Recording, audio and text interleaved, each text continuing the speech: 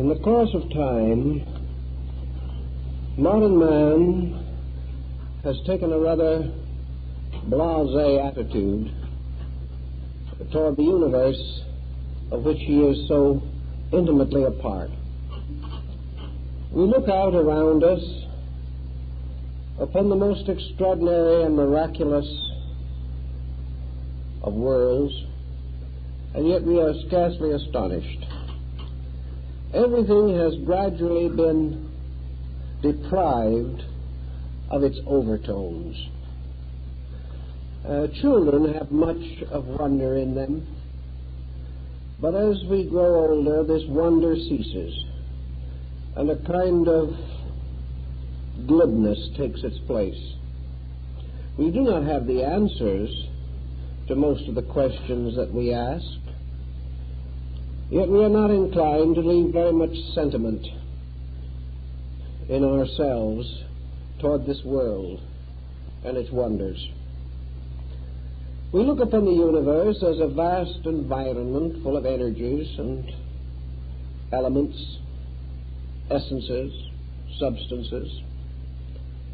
But then we have transformed the world in which we live into a kind of cosmic laboratory.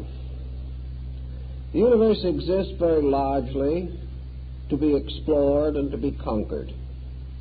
We imagine it going on indefinitely through the infinities of space. We have a feeling that it must have begun sometime and probably will end sometime. Or if it doesn't end, it will change continuously. Vast cosmic suns will burn out in space and new worlds will be born. And man will continue the careful analysis of spectrums and try to solve the mysteries of cosmic rays and energies around him. Actually, however, we have lost the sense of the sublime. There is probably nothing that we can ever turn our gaze upon so splendid as the sky of night. Yet to us, it is merely an interference with the routines and rhythms of the day. We simply have lost this innate romanticism that made life a wonderful experience when we felt more and did not know so much. The ancients contemplating the universe had a thrill from it all, which we can hardly understand and which we are inclined to ridicule. To them, the universe was not just space and suns and moons and stars. The universe was a wonderland of living things. True, some of these things were beyond the ken of mortals. We could not see them. But our forefathers knew they were there just the same. But where vision left off, intuition took over. One of the earliest realizations of man searching to understand his world and himself was the kinship between the human estate and that of nature. Man, striving to understand himself, explored the universe, and striving to explore the universe, searched himself. There were certain parallels, certain analogies which struck him at an early time. One of the most interesting and positive concepts about this arose, of course, in India, one of the old lands where religions and philosophies and sciences were mingled together in a magnificent extravaganza of metaphysical insight. The universe, obviously, was the body of a great being. This body had its own kind of bones, and muscle and flesh and tissue. We could only see a certain part of that body, represented by planets and stars and luminaries. But we could also be aware of the great circulations going on within this fabric. We could sense an energy field enclosing all of these separate moving parts, tying them into an extraordinary functioning entity. And that this functioning entity was ensouled, our ancestors never doubted. That it was ensouled by a power capable of administering its infinite complexity, they were also satisfied. So to them the universe was a living wonder, not something inanimate. It was not only living in the sense of being a vibratory mass of energies, it was living as having a mind and a heart. And in wisdom, men sought to understand the mind of this vast structure. And in religion, they sought to understand its emotional moods. Men who go down to the sea in ships have learned to accept the ocean as a creature of moods, something more than merely a mass of water. The more we are acquainted with these various elements, the more we respect them, the more we sense something of the tremendous intelligence that is locked within them. Our forefathers also assumed the universe to be ensouled with intelligence, that every part of its plan, every part of its purpose was motivated by wisdom, by some kind of knowledge. Whether it was rational or instinctive or intuitive, it was still there. This knowledge, this wisdom was purposed.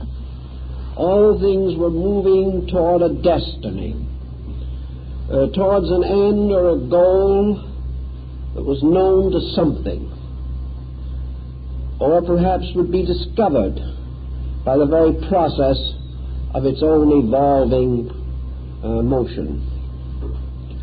Also, our ancestors became acutely aware that nearly all physical things that we see around us, both in space and on our own planet, are actually the long shadows of laws.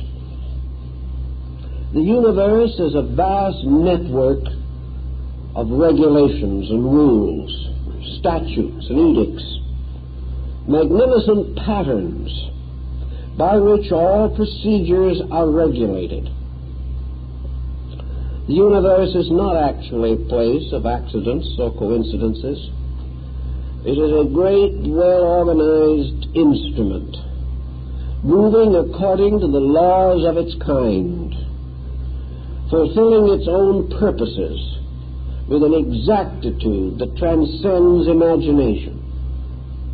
And as these laws operating throughout space cast their smaller shadows upon our own planet, we perceive that this planet also is controlled and directed by a legislative power coming from nature, coming from the heavens or from space itself.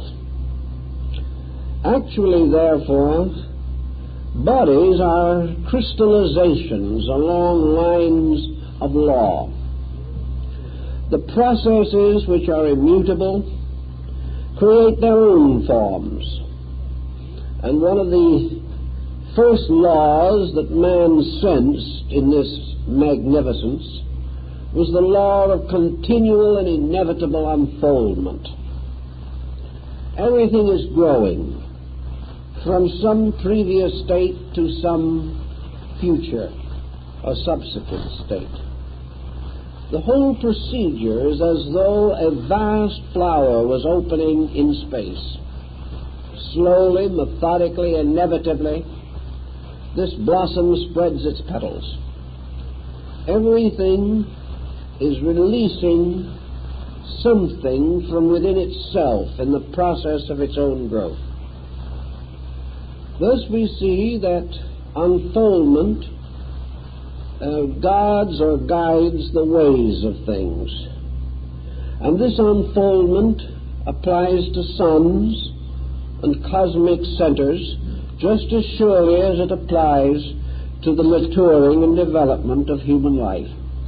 Man is unfolding. Man is not standing still. He is not a complete creature. He must tomorrow be more than he is today, even as today he is more than he was yesterday. The only reason for existence is this process of perpetual growth.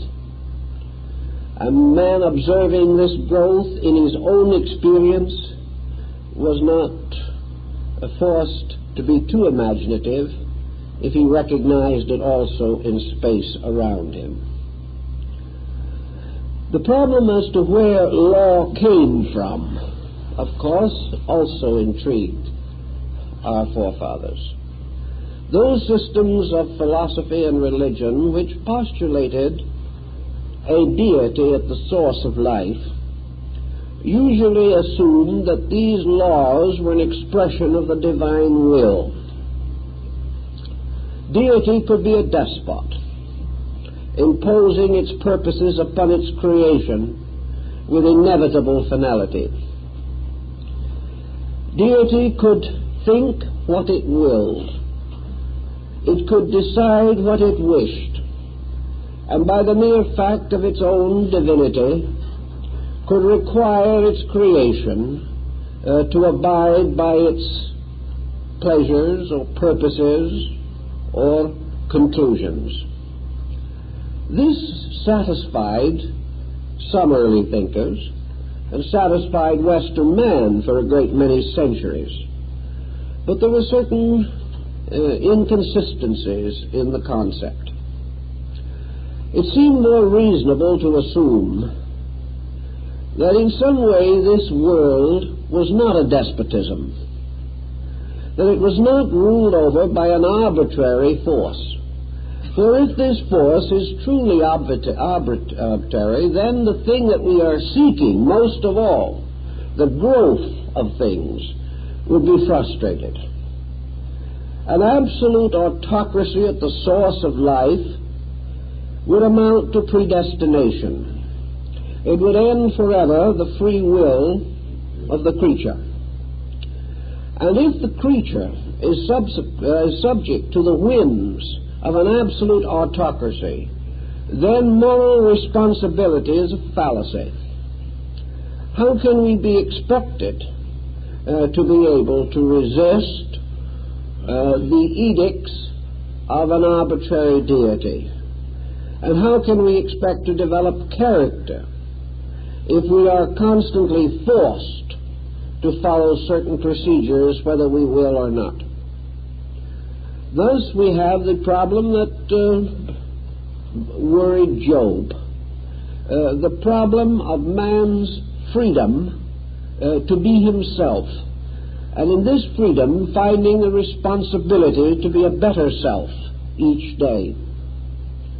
It therefore occurred to the more philosophic nations that the idea of a complete fatalism, ruled by an inevitable pattern of divine autocracy, with deity operating according to pleasure or displeasure and not according to value, that this could not be held as a basis for an integrated universe, that it is not reasonable to assume that deity could be partial to some peoples and neglectful of others, or that God could be subject to hate or whims of jealousy, or could be responsible for any type of evil, even though it were only the hardening of Pharaoh's heart.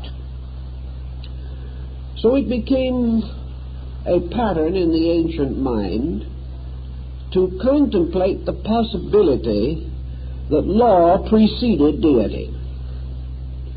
The deity did not create laws, but administered them, much as in the case of the leader of a constitutional government or even a constitutional monarchy. Nations have their bills of rights, their Magna Carta, or whatever may be held and cherished as the statement of the rights of the people. These various documents are served by governments, maintained by them, protected by them, but may not be destroyed by them. Thus the question arose, could law have come before the gods? And there are many ways in which this could be made to seem rationally possible. First of all, as we explained last week, we have to find some answer to the mystery of where the gods came from. And it might be easier to assume that they were products of law than to assume that they were spontaneous creations, something coming forth out of nothing.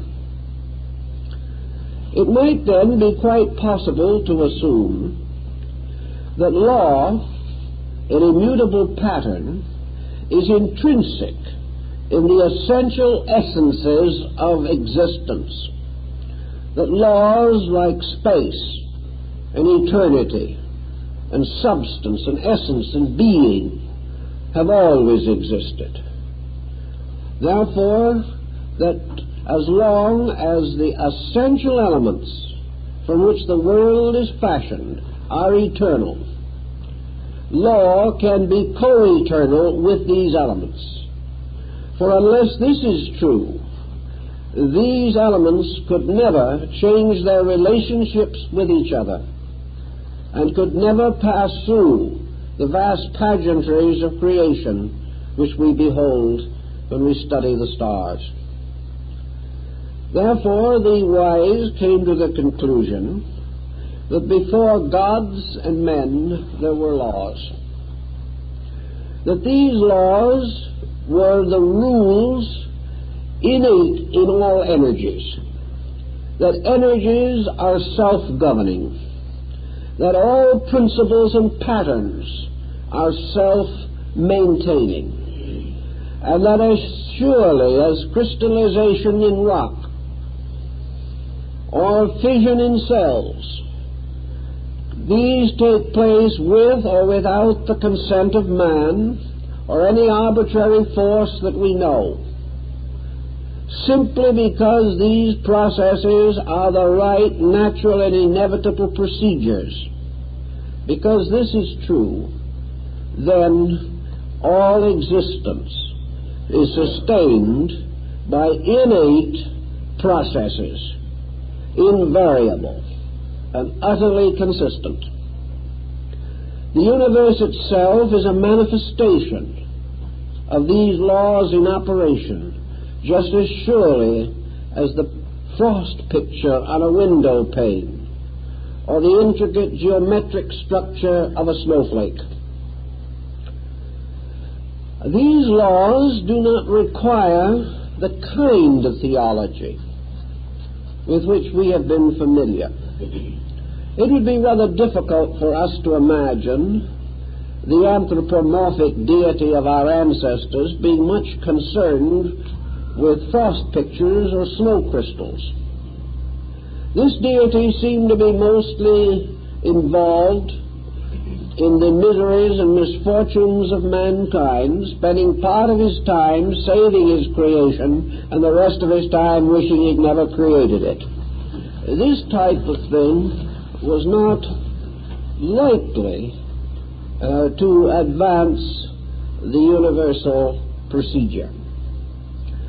But if we assume that every substance has its own rules, and that these rules have always been, and that we know the substance today merely because it does obey its own rules, and that every element that we see is truly a symbol of a process, that all compounds are symbols of the elements which create them or produce them, and every form of growth around us is simply a law bursting into expression through its proper means and methods.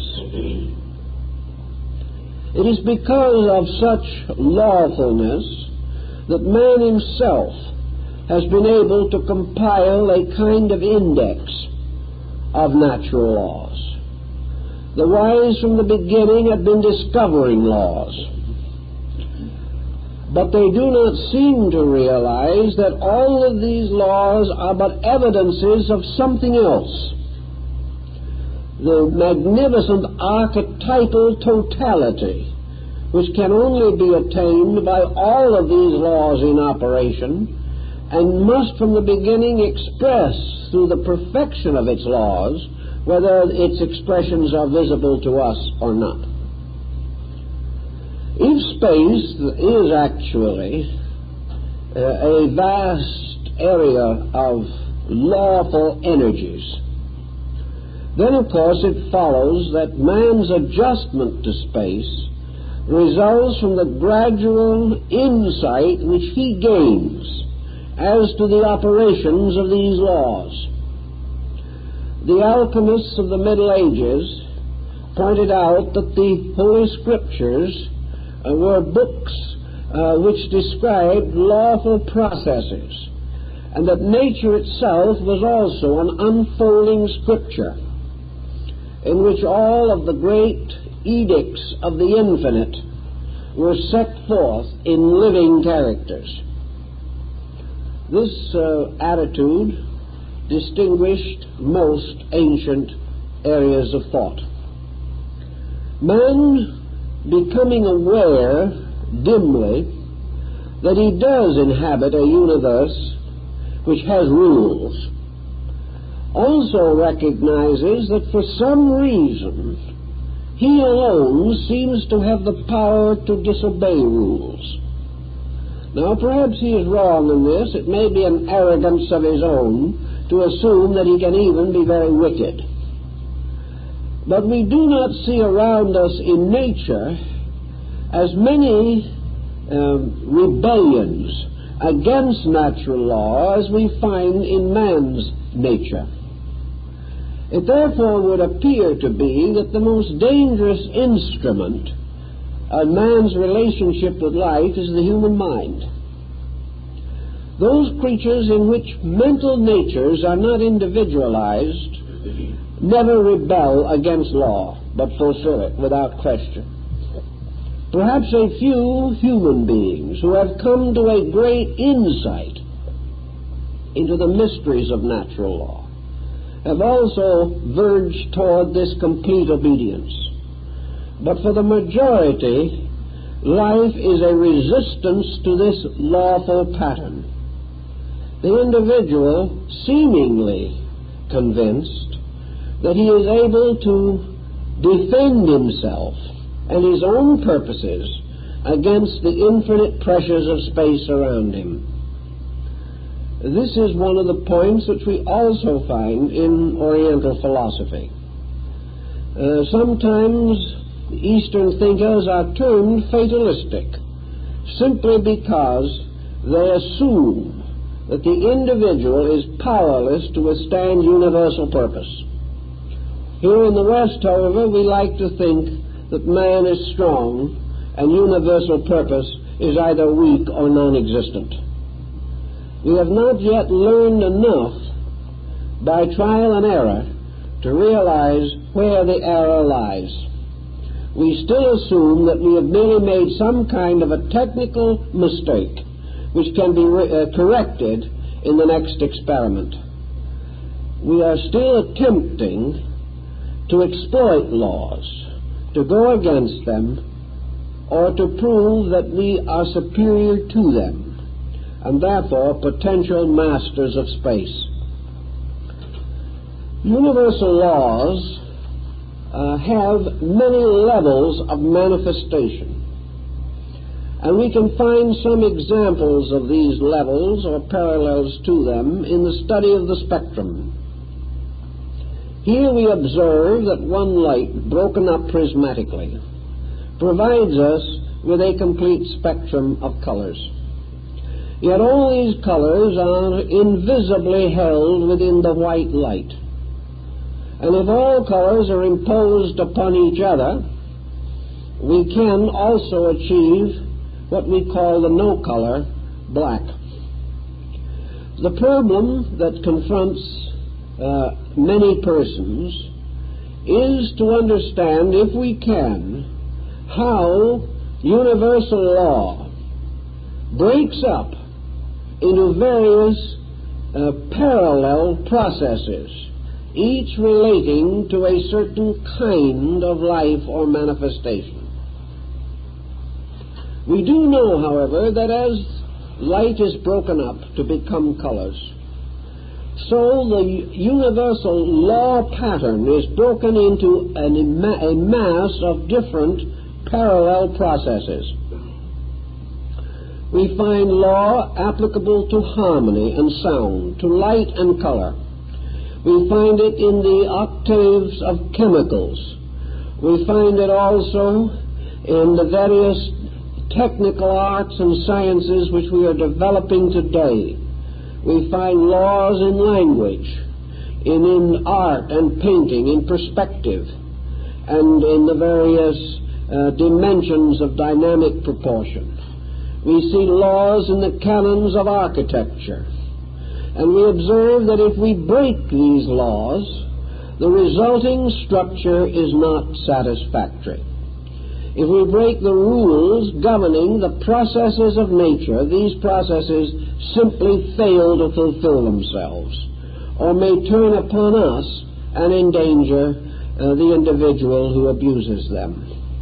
If we build a house in defiance of architecture, it may fall and bury us in its rubble.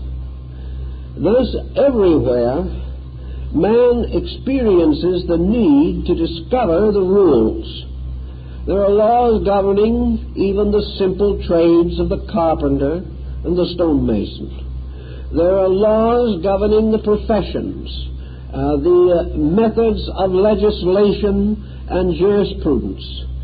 Everywhere, experience has taught us that we have to set up rules.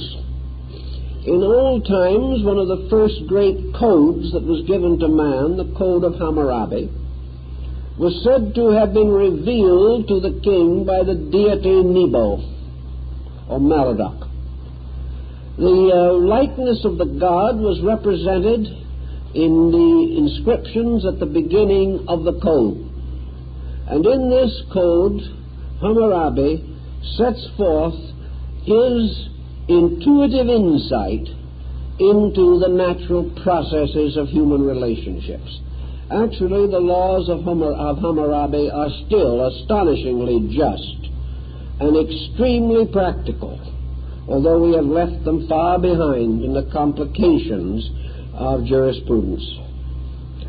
But everywhere we have to find laws. And as we examine for them and catch up to them, or perceive them at least dimly in the abstract patterns of things, we have a new initiation into the universal plan. We become more aware that by using law constructively, all is possible.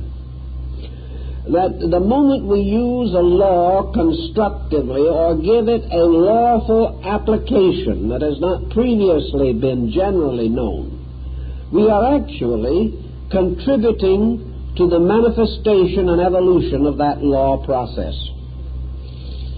The more laws we discover and obey, the more discoveries that we make through the cooperation with just laws, the more rapidly the whole universe unfolds its purpose.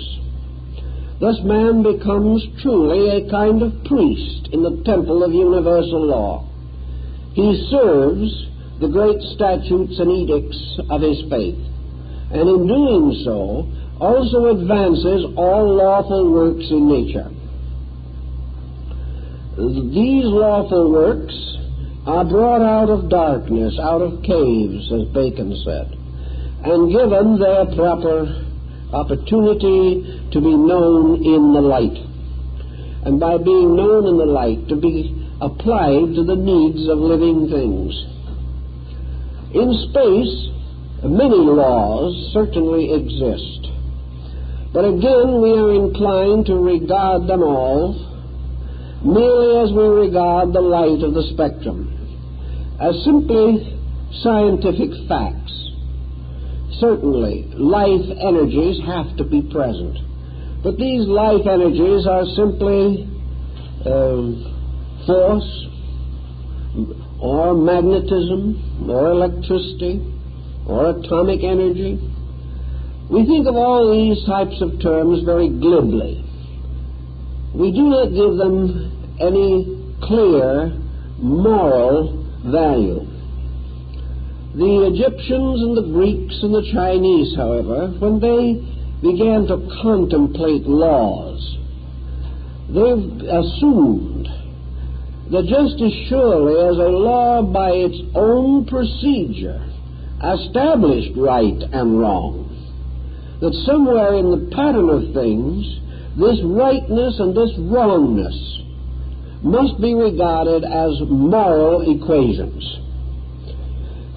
The simplest morality of the problem is that when you break the law either does not operate at all or it fights back at you.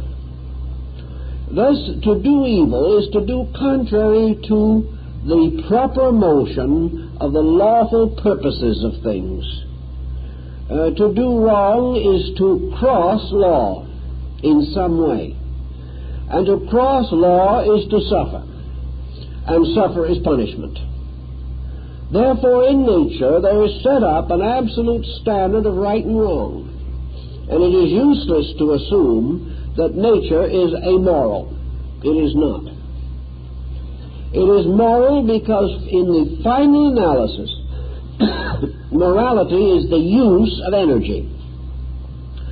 And the possibilities of use and abuse are clearly revealed in the very processes of using energy. It does not follow that you have to have a moral code of your own.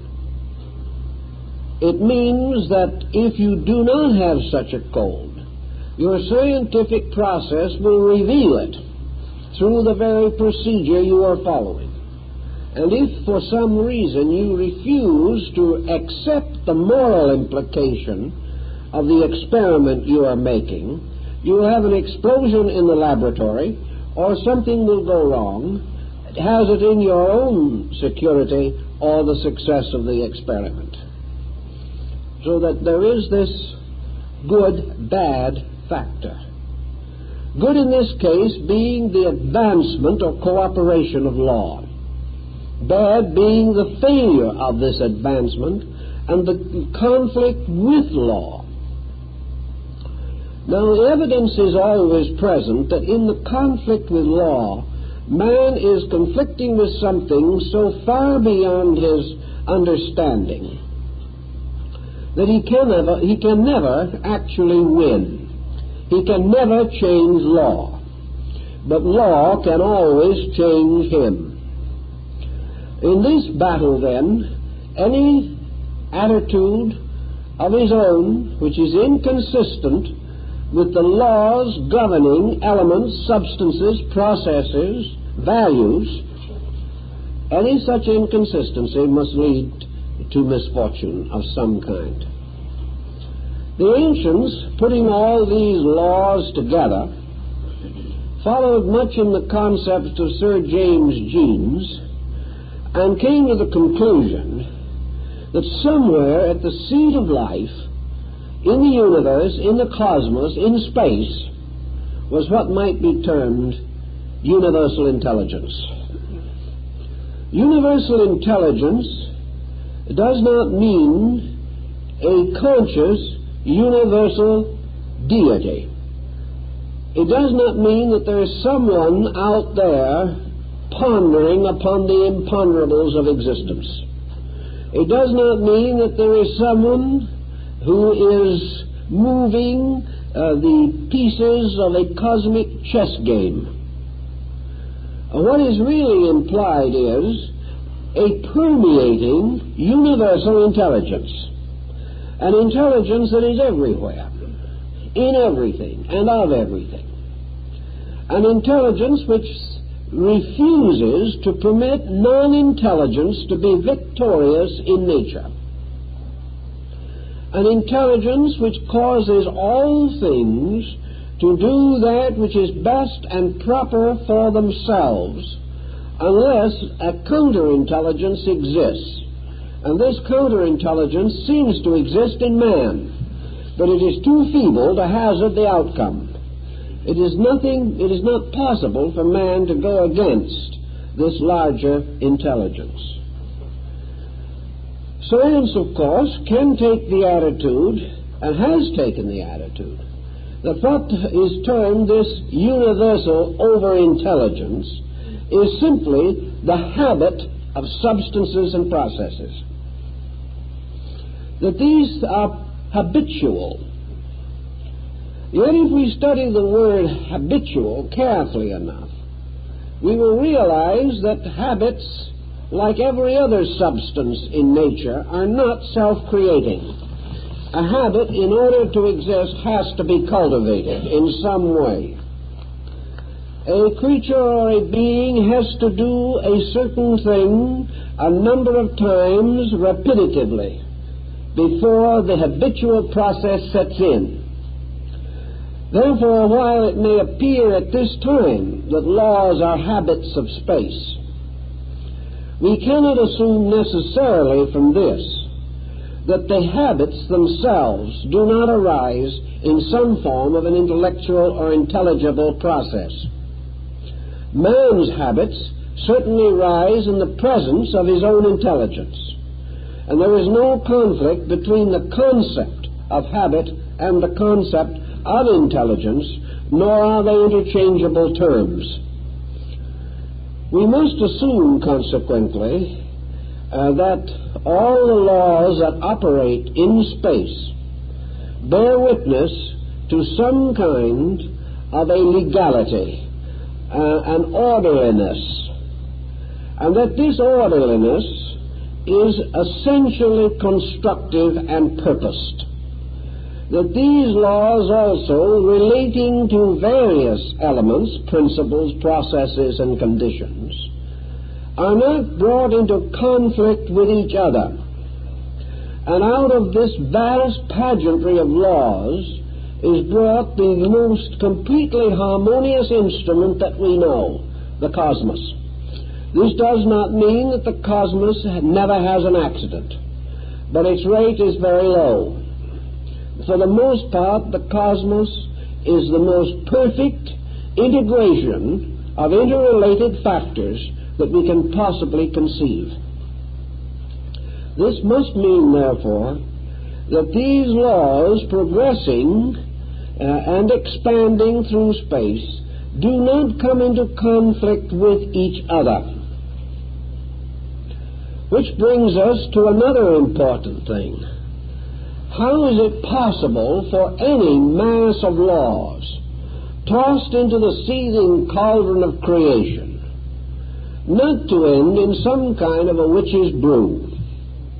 How are we to explain that all these laws never conflict?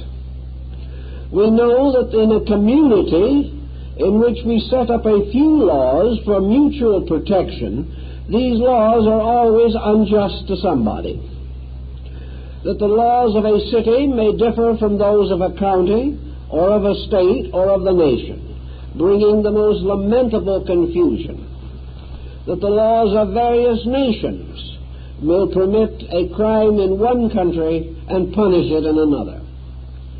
Also that these various laws require constant amendments due to the fact that experience proves they are inadequate. And the great legislator of today is the forgotten failure of tomorrow. All of our legislations, and we are conscious beings, presumably, end in confusion. We create too many laws and cannot enforce them. Our laws, as one of the Greeks said, are like spider webs which catch small insects, but through which the greater criminal breaks and escapes. How does this how does it happen that this is not true in space? How can laws relating to innumerably different qualities, energies, forces, and substances all apparently work together in a splendid pageantry of cooperation? The answer was rather quickly discovered by the Greeks. The reason why universal laws never conflict is because there is only one. And all so-called divisions and specializations are merely adaptations of one principle. There is only one law, manifesting one power, one quality, and one condition. But this is broken up in the processes of creation like the light upon the spectrum, giving the appearance of manyness, but not coming in conflict, because there is no conflict in the realities, only in the appearances. Thus all laws are complementary, because their purpose is the same, and they arise within a structure which has an overpower to control them all. Now this overpower, again, is not the meddling finger of some arbitrary godling. The overpower is the totality, the unity of existence itself. Law, space, substance, mind. These are all names for one thing in different manifestations. The differences lie not in these things themselves ultimately, but in the differentiating power of the mind trying to study them. The differences lie in us, in other words, not in the objects of our attention. Our own interpretations, our own emphases, cause us, like musicians playing upon a magnificent instrument, to produce from this instrument only the melodies that we intend, even though it may be capable of performing in all melodies and all harmonies. But we do realize that the reason why the universe does not collide with itself and perish in space is simply because the laws that govern it are in no conflict with each other, and that conflict arises from a sense of separateness, or a power of division at the root of things.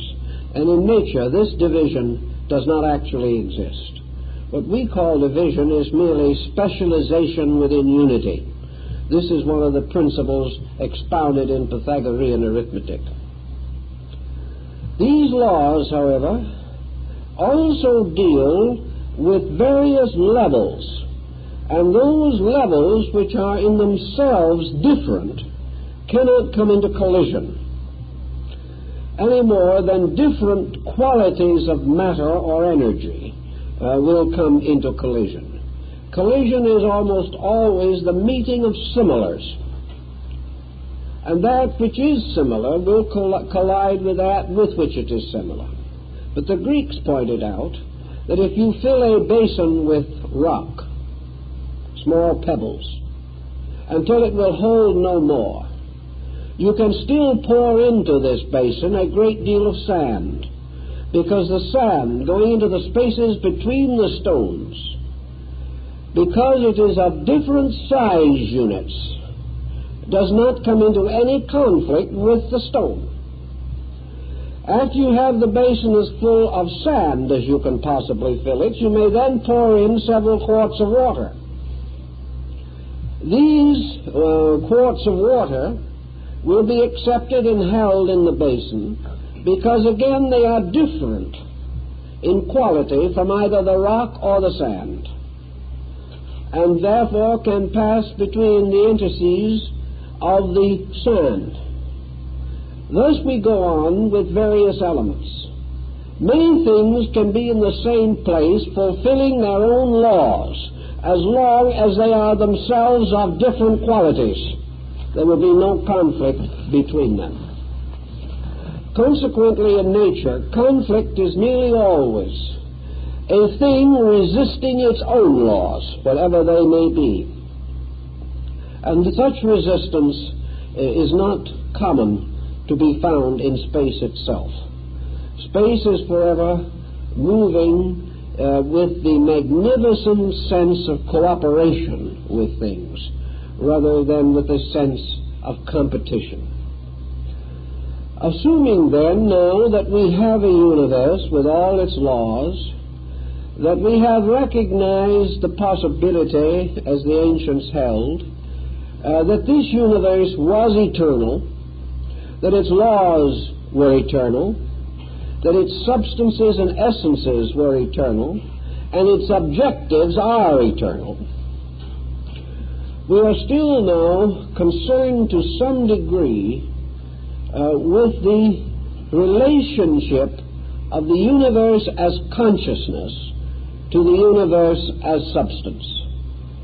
Actually, substance and consciousness themselves are identical, but they represent two conditions of one eternal reality, or one eternal fact. These conditions are bridged by what the Gnosis calls emanations.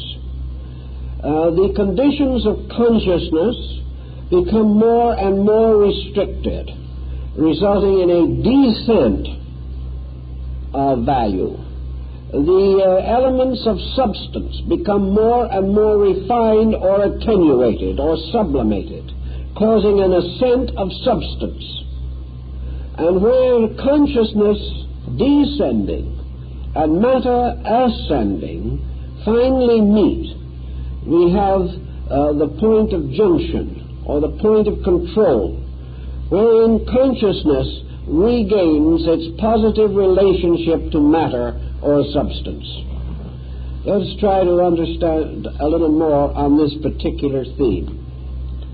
Consciousness, as we use the term today, must exist in space, or man could not be a conscious creature. The thought processes that we use must also exist, potentially at least, in every atom of space, or man could not have them. Thus we are dealing with a universe potentially conscious, potentially intelligent, and potentially endowed with all feelings, emotions, and sensory perceptions. These must be in the seed of things, even if they have not grown. Man is by no means the only product of space, nor is he the noblest. Therefore, there is every reason to assume that long before his advent, other forms of life had achieved consciousness, had achieved intelligence, and had released emotional and psychic content. This would mean, then, that there have to be powers superior to man, possessing intelligence. What are these powers? Some of the scriptural writers, particularly St. Paul, refers to the hierarchs, the angels, archangels, thrones, dominions, principalities, and powers. These were regarded as great waves of superior life that had passed beyond our consciousness, but which belong to the same vast unfoldment of which we are a part. Science would not have had much luck trying to identify the archangelic hosts, but science is confronted with organisms or structures superior to man, which it has not been willing as yet to give much attention to in terms of consciousness. The most normal and immediate of these structures is a planet. Is a planet to be regarded as the production of an evolutionary process? We have our physical, astronomical interpretation of how planets come into being. But we are no more talking about planets in this respect than we are talking about men when we discuss the various developments of the fetus and the embryo. We are talking only about bodies. Science can explain bodies, but science is still having a very bad time trying to explain man as something separate from or superior to body. And many scientists have not yet made up their minds that man is separable from body. But science will admit that when the proper kind of a body is generated, something that passes for intelligence in humanity is also revealed or released. Perhaps we are a little optimistic as to the measure of this intelligence, but something capable of learning to read and write is produced, even though it may never be taught to read and write. That's another problem. Science, assuming, therefore, that a fortunate combination of processes produces a human body in which intelligence can develop, is in the presence of other fortunate combinations of elements from which planets have been produced. Now, planets cannot hardly be regarded merely as persons in the term that we use. But we have no reason or right to assume that intelligence depends utterly upon a peculiar type of structure which we denominate the genus Homo sapiens. There could be other kinds of creatures which could have intelligence as great as our own or even greater. If the intelligence of these other creatures was identical with our own, we would be able to interpret it. We would recognize it. And seeing something that thought the same way we did, we would say, here is another magnificent example of erudition. But if this other creature had a mentation process too low for us to estimate, we could not know it. Or if it was too high and went beyond the trivia with which we make up our intellectual lives, we would have also no way of recognizing it. If planets have intelligence, it is obvious their intelligence is not the same as that of man. Also, it is quite possible that many other creatures have intelligence.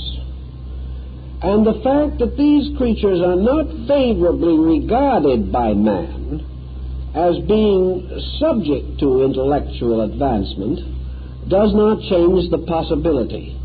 For mentality can exist on different levels and planes.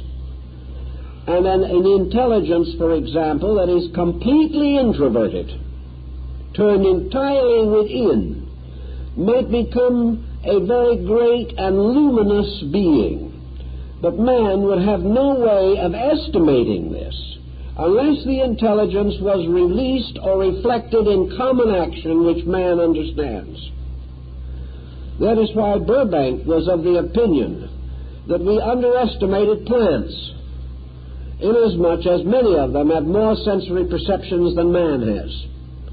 But their area of mentation is different, and that to us which is different is usually non-existent. Let us assume then that the intelligence of a planet is not the same as ours. That being a much vaster and more ancient organism and far more complex in its structure, we might assume that the planet was more highly evolved than an individual, and that therefore it might properly be appointed as the throne of a deity, as it was in Greece and Egypt, and even the star angels of the ancient Jews. If we want to say that a planet is more highly evolved, then all we are actually requiring to demonstrate this is a proof that the planet possesses superior intelligence. This proof is more or less forthcoming at any time we look for it. actually each planet has sustained its own evolutionary procedures.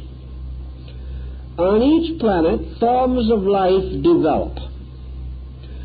The lives of these developing species may extend into countless ages. Most recent investigation indicates that man has been here as a recognized species for at least 15 million years.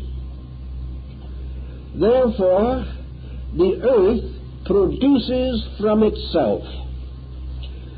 Not only does it produce forms of life from itself, but it also radiates from its own nature electrical and magnetic fields, which can likewise be estimated.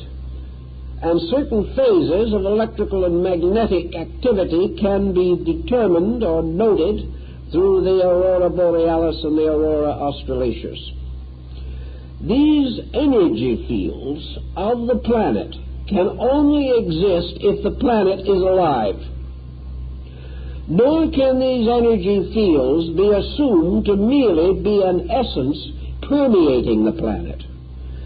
For essences permeating the planet do not take upon themselves organized forms any more than essences permeating the human body, but in no way directly associated with it, could produce the specialized structure which we have in man. These essences have to be tied to a pattern, and they have to be evolving through a pattern in order to be effective or knowable or recognizable by us.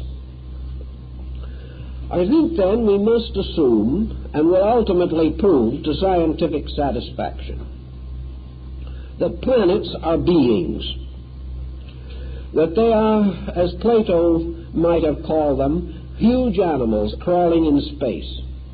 Perhaps he was not as flattering as he should have been, because these are not just simply animals, they are godlings, if godlings can be seen. They represent tremendous centers of activity, mental and physical. Mental activity because the life on each planet is as methodically laid out as in space. Thus we must assume that a planet is a consciously obeying organism, that it is fulfilling law, that law is being released through it.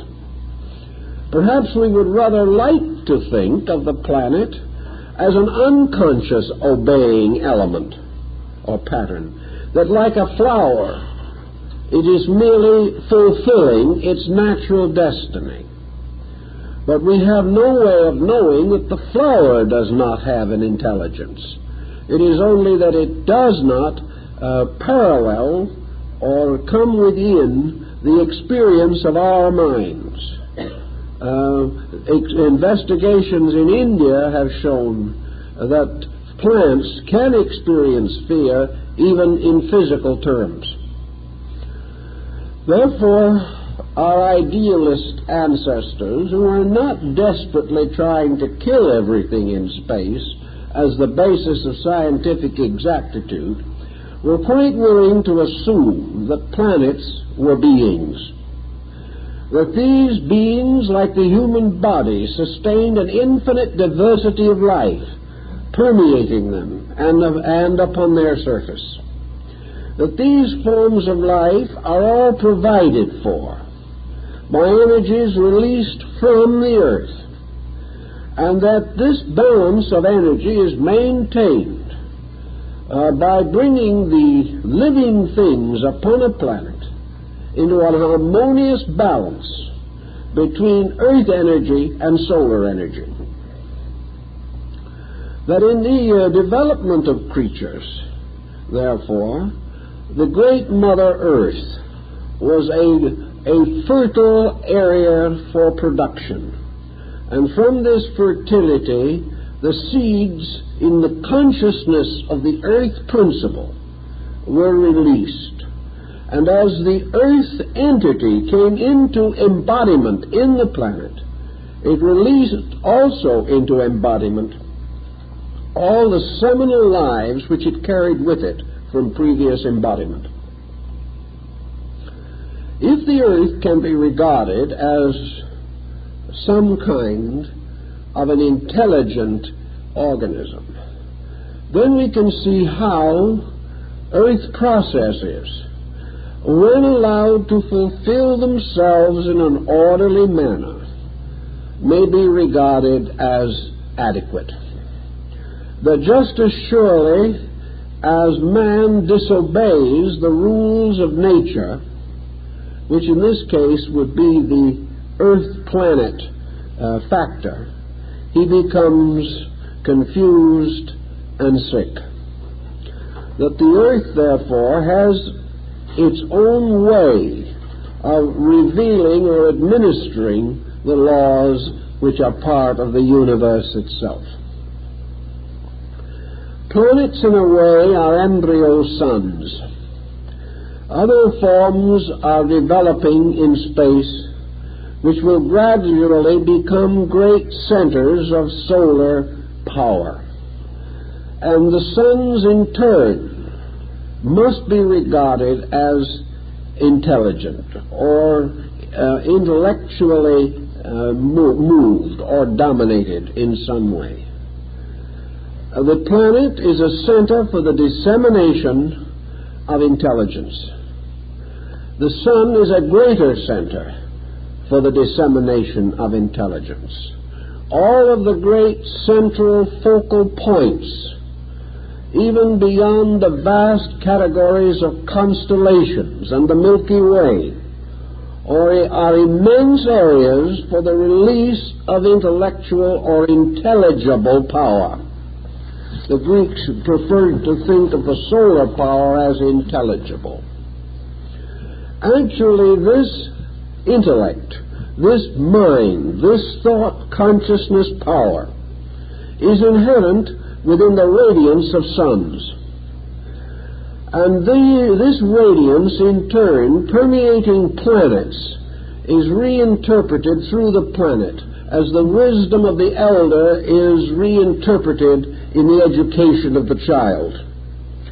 Therefore, planets are children to the parent sun, which acts not only as parent but as teacher, continually radiating energy with indwelling intelligence, by means of which energy, by the way, naturally resists the misuse of itself.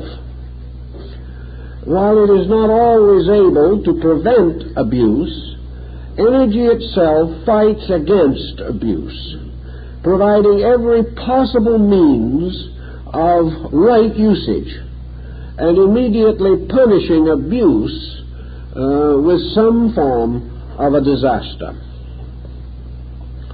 The next point that we have to bear in mind, perhaps, is that from all these various centers of consciousness, light, life, power, force, energy are moving, and that these are all interchangeable terms signifying the same principle in different levels of manifestation. Therefore, in every level of manifestation, intellect is present, but specialized in different ways. In every level of manifestation, consciousness is present, but is differentiated variously.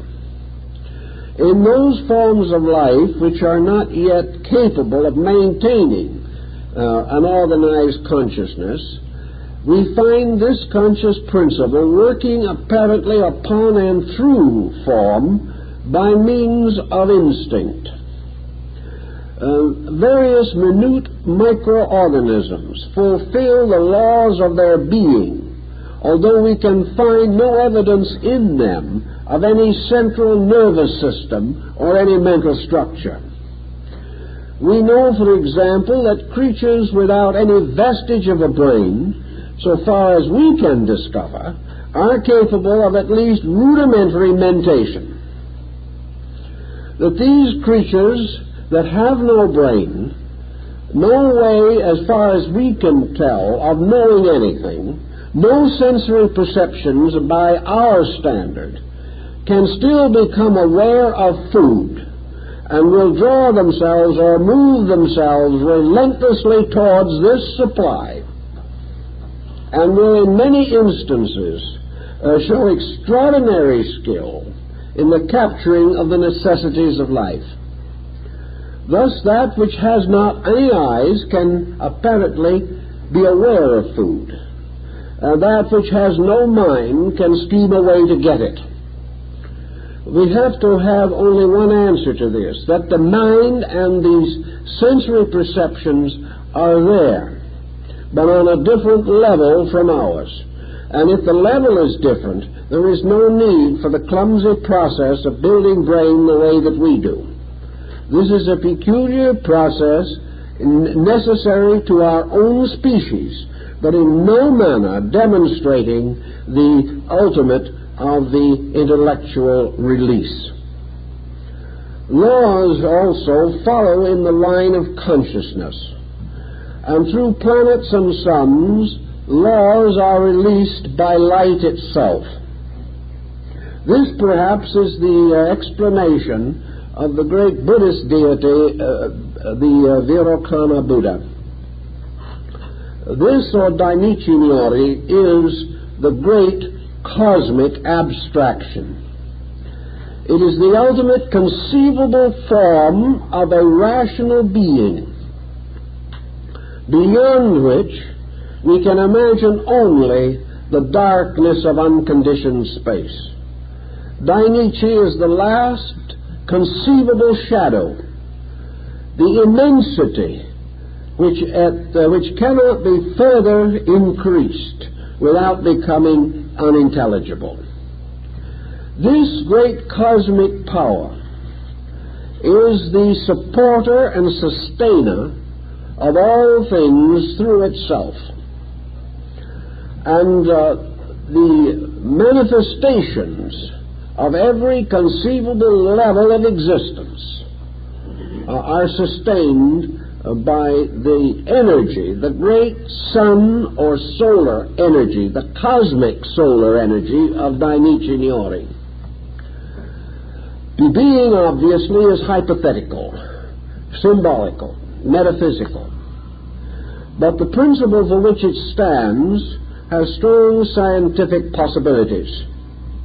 For it simply means that somewhere in the infinitudes of space is the master pattern from which universal and cosmic systems evolve, within each in its turn lesser systems, until we proceed downward from the greatest imaginable cosmic organism to the least conceivable cosmic organism, only hypothetically knowable even in the presence of the most powerful electronic microscope.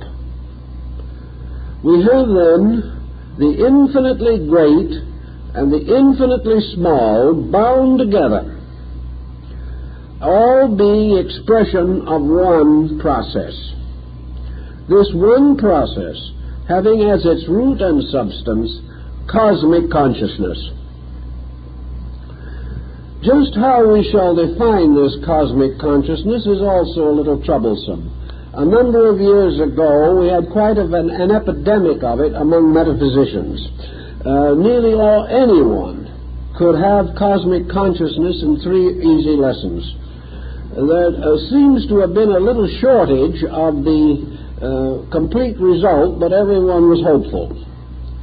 Actually, cosmic consciousness is something that we cannot rationally conceive. If we can achieve to it at all, it can only be by a direct experience of consciousness, which might be termed a mystical experience. But this mystical experience available to man could only be one of the lesser reflections of the great pattern itself.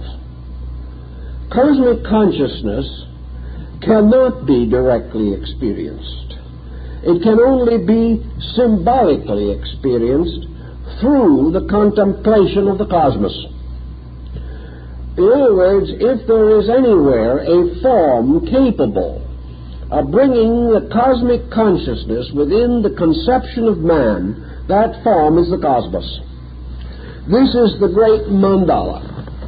This is the universal symbol by which man may sense but not understand the measure of the universal consciousness itself.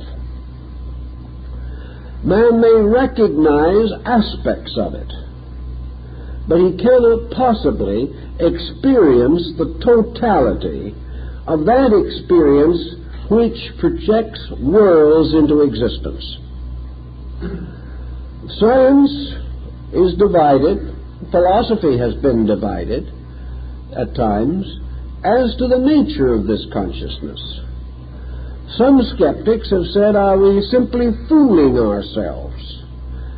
Is this so-called cosmic consciousness merely a term that we have invented to explain a mechanism that we cannot understand? The question to them, of course, is, does the universe require this basic consciousness? Does it require anything except a perpetual motion machine, an instrumentality which can propagate itself forever without any need for a sovereign intellect? This is a persuasive argument inasmuch as it also makes further thinking on the subject unnecessary, and very few people want to think if they can possibly avoid it. But actually it does not solve very much. Cosmic consciousness is a necessity for one reason only, that man is conscious. If there is not some kind of consciousness superior to man, where did his come from?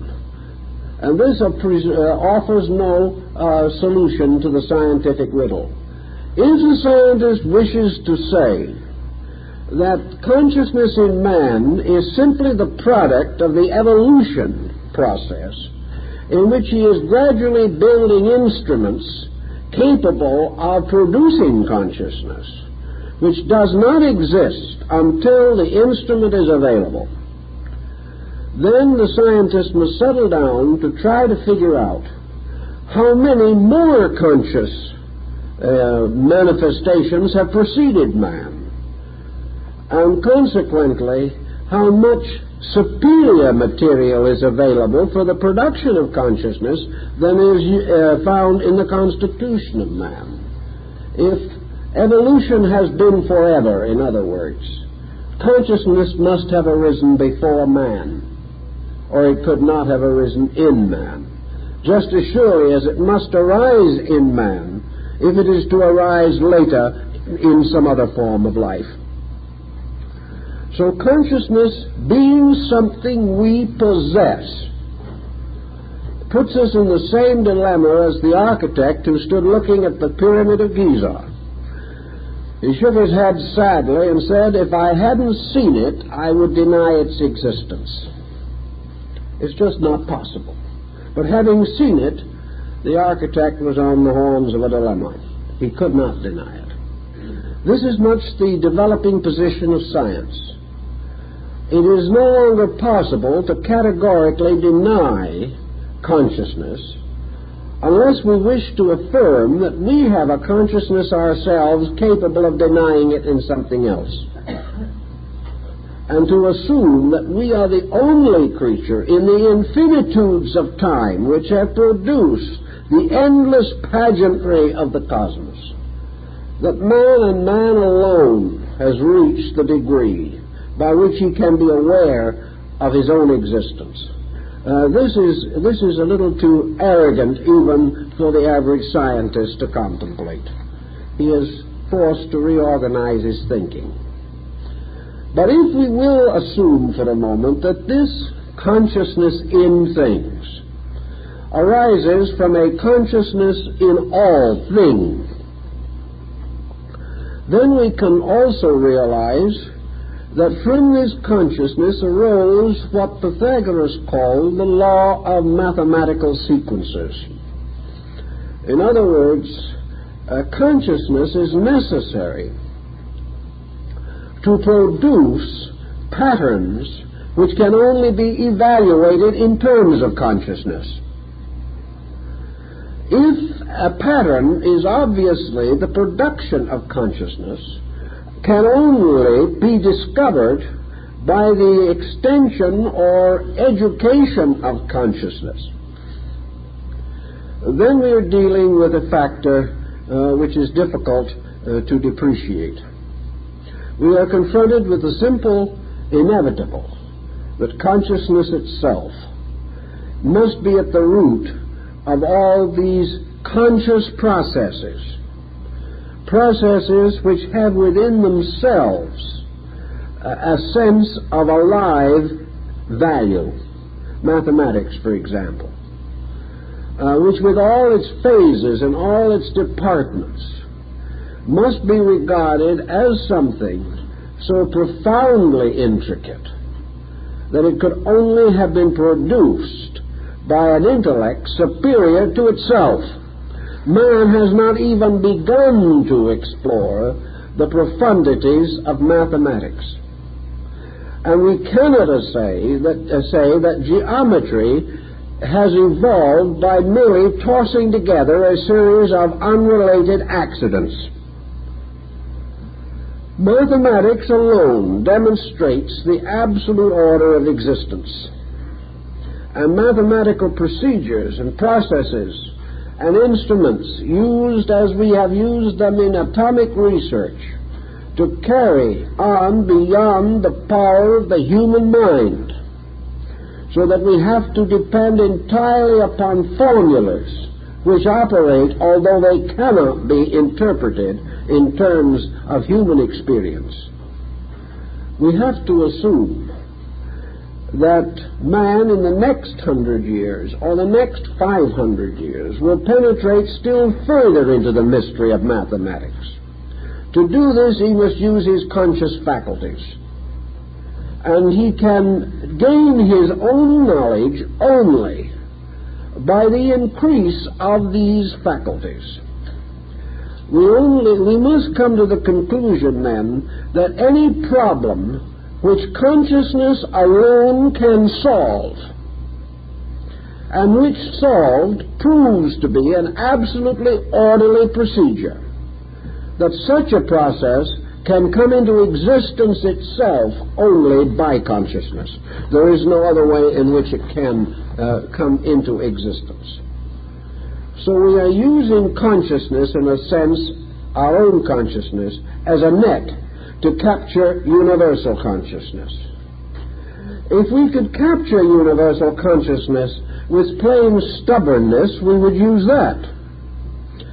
If we could convince ourselves beyond all doubt that there were no universal processes, we would also follow that as a line of least resistance. If we could conquer universal procedure with our appetites, our emotions, or our sensations, we would use those. But we cannot. The only way that we can investigate the universe around us is through the use of the highest faculty that we possess, the conscious mind. The answer has to be that the thing which we are investigating was the production of a mind no less than that which is required to discover it on our part. So cosmic consciousness is more or less justified irrationally by the evidence which arises from its own existence. In mysticism, man himself has always sought to some way penetrate the purposes of deity. He has always desired to know the will of God. Religions have been created on the basis that they were revelations to sages, saints, patriarchs, prophets, by which the will of deity was made known. Nearly all of these so-called religious revelations have been moral systems. Moral systems being based upon the great primary experience of living things. The experience of the consequences of coming into conflict with natural law. Thus, what these religions actually tell us is the rule of the game by which we have to live. The reason for the rule it cannot give us. And where the rule originated, it can only arbitrarily declare that these rules originated in the mind of God. Actually, cosmic consciousness, as sensed in India, particularly in the yogic schools, was not merely a central consciousness, not merely the mind of a being somewhere in space. Cosmic consciousness was an enveloping immediate value. Cosmic consciousness is in every atom. The true and full consciousness of the universal purpose is closer to us than ourselves at all times. The only difficulty is that we are unable to tune into it or to adjust our own finite faculties as we might adjust an aerial on a television to pick up certain stations. What we are trying to do is tune in cosmic consciousness. But when we attempt this, we always seem to tune in something else. Actually, we are tuning in merely conditions of it. But the full and total experience of it is beyond us because we lack the faculties with which to estimate that which is utterly transcendent. In the Buddhist philosophy, of course, we have the same essential problem. For cosmic consciousness, in this case, is substituted the principal consciousness or energy of the Vairocana Buddha. All things live by virtue of this cosmic power in perpetual meditation. Functioning from the Dharma Rupa, or body of the law, this consciousness of the Vairocana Buddha remains forever in the contemplation of the infinite purpose, remaining, so to say, eternally introverted, in a state of absorption in nirvana or samadhi, universal consciousness knowing. The idea in this system, of course, the esoteric Buddhism of the Shingon and the Tantra, is that the individual, the human being, seeking to achieve cosmic consciousness by some methodology, comes the nearest to it by the realization that pure consciousness is that which is separate from and entirely different from any type of consciousness that we know. Pure consciousness, then must be experienced only when all conditioned consciousness is suspended. Most persons attempting to suspend conditioned consciousness either go to sleep or become obsessed by the psyche in their own subconscious. When the individual doesn't try to be anything, he is unfortunately only himself, and this does not serve the purpose. When the individual does not try to be good, he simply succeeds in not being good, that's all. Nothing is clarified, because the individual's subconscious, upon which he must depend for quietude, is too toxic to permit quietude to arise. All he gets is negation, not quietude. Theoretically, however, if the individual is able to actually escape from all the conditions which personal consciousness impose upon him. He can achieve pure insight. And this pure insight is the nearest that can come to man of the consciousness of the meditating Dainichi Naori. It is the highest type of samadhi. It is the achievement of the experience of the all-conscious apart from all conditioned consciousness. But of course, most of all, it is this unconditioned, ever capable of being conditioned by the rising of the will within the meditating deity. In other words, this deity, Dainichi, can at any time cause any kind of consciousness to arise, because total consciousness can release from itself, according to will and yoga, that which is required. The individual, however, has no such immediate capacity, but he is capable of sensing a kind of all consciousness that is not particularly conscious of one thing. The mystic, in his illuminations and in his visions and in his ecstasies, usually experiences universal consciousness merely as a tremendous internal exhilaration. It is sudden release. It is the emergence of the individual from some dark and heavy region into an airy and wonderful realm of light and peace and beauty and happiness.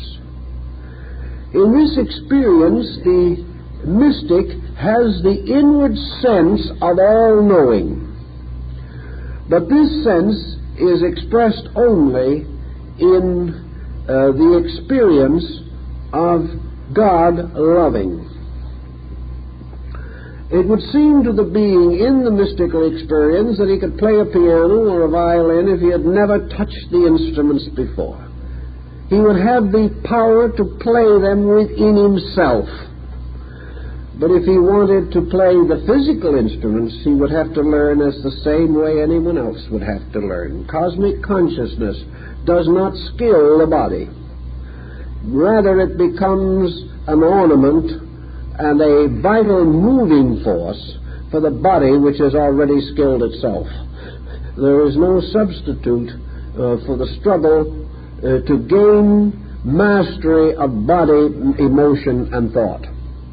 But in this experience of cosmic consciousness, the individual has the sense, a strange, perhaps impossible, over-recognition of the unities of life, of the tremendous realities of things. Antagonisms, separatenesses of all kinds fade away. There remains only the sense of the profound accord between all of the parts of life, the experience of being one with the universal consciousness itself. And this universal experience is as though consciousness was a great sea or ocean, permeating all things. And in Buddhism, the individual attains this in the mantram as the dewdrop falls back into the shining sea. The individual becomes one again with the eternal. This type of consciousness, if man can even sense it, suddenly unfolds for him the entire pattern of the universe. He realizes that the essential universe is consciousness, that all of the appearances and forms that we see are merely, as Plotinus calls them, the effulgent blossoms suspended from the divine nature. That everything actually is a mystery in consciousness, forever moving towards the destinies which lie hidden within its own depths. Man, sensing something of this, then is able to understand, at least in a measure, how all laws, all principles, all processes can be within consciousness. That just as surely as every physical substance necessary for the creation of worlds must be in what we are likely to call empty space, so every spiritual need must be met and sustained and supported from the more abstract spiritual kind of vacuum which materialists assume to be all that extends beyond matter. We have to assume, therefore, that this invisible, intangible thing, which we call spirit or consciousness, is absolutely the source of all tangible, manifested existences. That in it is not only consciousness, but the root of all substances. That just as surely as this vast sea of consciousness extends invisibly, within the bottom somewhere hidden in this sea are rocks and mountains and stones. Everything that exists has to come into manifestation from this thing which seems to be empty. Also, from this same process must flow out all of the laws which are like the currents of an ocean. Currents by means of which all of the processes of creation are carried out. The wise men follow the currents and are carried by these currents in their little ships to safe harbors. Those who try too hard to steer themselves in unknown seas often end on the rocks. But whatever be the procedure or analogy we wish to use, we have to sense that all the laws likewise emerge from these basic processes. Now, one more law that we can perhaps give a thought to at this time is the great law of evolutionary process. Evolution is the impulse behind the ideation or release of the potentials of processes of growth. Evolution, therefore, actually is a motion of a thing toward its ultimate, toward that which is forever next. And in this case, the next must always be better than that which precedes it. Evolution is then the unfolding of life. But evolution is also the reuniting of consciousness. Just as surely as growth seems to unfold the beauty of the individual part as several flowers magnificently evolving their blossoms, so growth likewise is the process of bringing the consciousness of these forms back into a state of unity. Therefore, all evolution is toward unity. All evolution is toward the rescuing of existences from the illusion of separateness resulting from inadequate power of inward discernment or discrimination. Evolution is the release and improvements of those faculties by which the identity of life can be comprehended. The instruments by means of which evolution is advanced are the two doctrines of rebirth and karma. Rebirth applies not only to man, but to planets, to suns, to every type of life. Because rebirth is simply a law of cyclic process. All forms, due to the fact that they are artificial compounds, they are space itself or consciousness itself curdled into a temporary organism. This temporary organism is not the true and proper owner of this space from which it fashions an instrument. Therefore, it must come to this instrument and depart from it. During the process of investment with this instrument, the consciousness gains manifestation on some level of manifestation. Having achieved a certain measure of manifestation, it must retire again and build a new instrument. Thus, the doctrine of rebirth applies to suns and cosmic suns and universal systems. For all of these have to ultimately be dissolved and then reintegrated on a higher level. There is an operation working in this also which we do not fully understand, but which we see a parallel for in human life, namely that long living and much experience not only creates an exhaustion of powers, but also results in a confusion in the ability to digest experience. Consequently, a period of mental or emotional rest must also be set up. Otherwise, the person is unable to escape from the crystallization of his own faculties. And in some way, the crystallizations in space produce also this degree in which they imprison or frustrate life. Therefore, the forms must be dissolved and rebuilt. Karma applies likewise to all creatures possessing initiative. Karma is still the guardian and leader of every power or condition which decides or arrives at any conclusion about anything.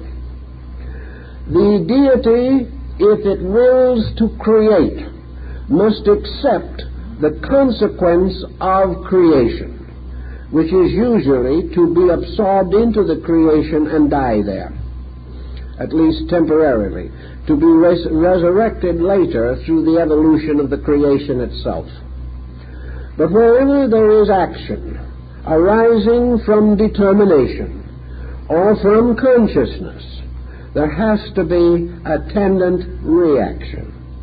This is why in the Buddhist philosophy, nirvana is actually the suspension of the impulse of action.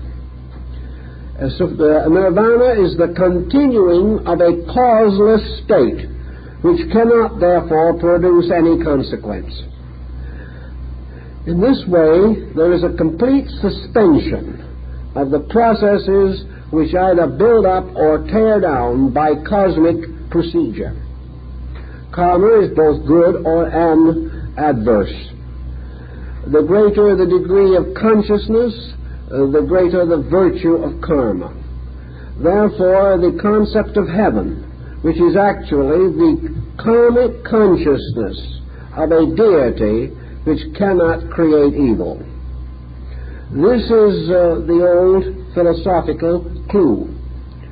Whereas hell in philosophy is always the creation of a consciousness capable of evil. And consequently, the infinite creates the heavens, and men create their own hells. In karma, this procedure, therefore, follows along and sustains the procedures of existence. All of these move about the principle of equilibrium, which is also established as a pattern in space. For equilibrium is the condition of the pure principle of space itself, within which polarization arises, but the space itself is never unbalanced. Equilibrium, therefore, is the symbol, actually, of eternity. It is the symbol of that which unborn cannot die, unfashioned cannot be destroyed, having no beginning can have no end, and having achieved complete equilibrium within consciousness can never again be embodied in an unbalanced organism.